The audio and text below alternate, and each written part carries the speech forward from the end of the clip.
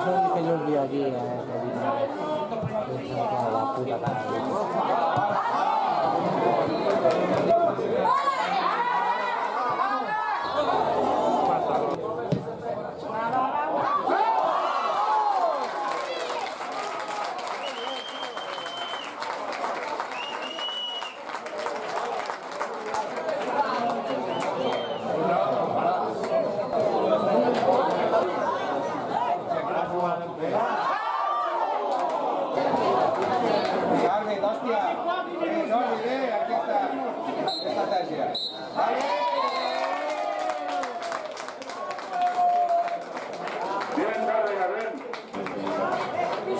Eso era lo que se trataba, de seguir dependiendo de nosotros. Lo que está claro es que como mínimo vamos a acabar la jornada en la quinta posición por abajo.